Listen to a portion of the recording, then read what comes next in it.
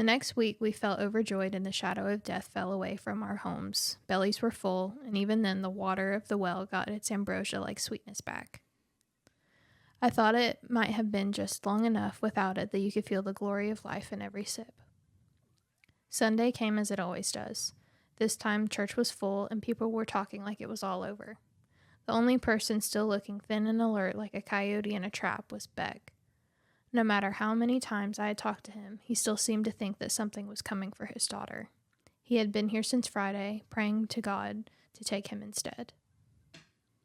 It was the middle of the sermon when the harmonica started again. Always heard it even during our worship. My sermon is where most people soured to me. I told them that everyone needed to come to confession that day. Told them that our stomachs were full now, but we had crossed lines we should have and needed to repent. The look on their face was like I had told them to cut off their own hand. Thomas spoke. Father, I appreciate the thought, but I feel that we all gave enough already. Levi ain't here because he hung himself last night. Lord knows how Clara is holding up. Can't we just have a week where we don't have to dwell on it all? He put on a sad smile. Maybe change the name of the town, though. Feels more like an omen now. That got a few laughs, but it is also when Beck stood up. Can you all not hear that?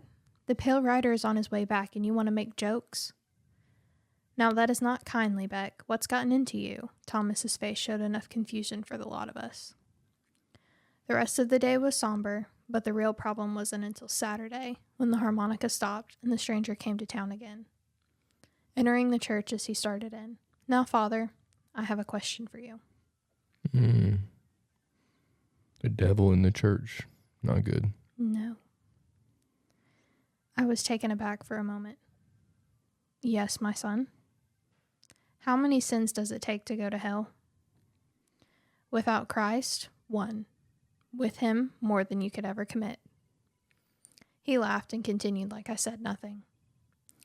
Well, just coming into town to collect a debt. Wanted to offer you to take it on, since you're so noble and such. I felt the church grow cold as he said, Your soul or Beck's? Be quick now. I have to get y'all's next shipment in before it rots. Neither. No man's soul is offered. It is God's alone. I remember the smile, one that brought visions of war and death. Padre, that requires you to actually believe in him. Beck ain't believed since Meridian Bay. Good evening to ya.